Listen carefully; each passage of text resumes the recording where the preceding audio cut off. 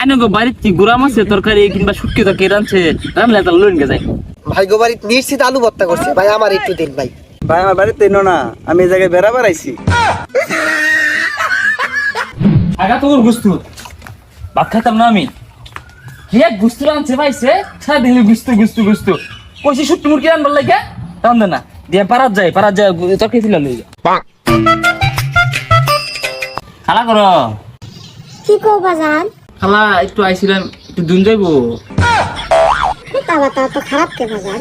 না মানে খালা সে তুমি কে গুস্তু খাইতে খাইতে আর ভালো লাগে না, ওই একটুকা মাছ শুটকি মুরগি থাকলে একটু তরকারি দিতেন, সেটা ভাত খাইতাম। আমবারে তো গুস্তুই রাখছি, তোমার খালো আবার গুস্তু ছাড়া খাইবা পায় না। এই একটা না এক সপ্তাহ গুস্তুই খাইবো। খদা খদা খদা এই দলিতদের বেটি করতে আইছে, এই খালুডারে খাইয়ে বেড়াইছে। হ্যাঁ 100 ধরা গুস্তু খাইবো, জীবনে কিনে না তো গুস্তু আর পাইছে না, গুস্তু খাইবো চা খান।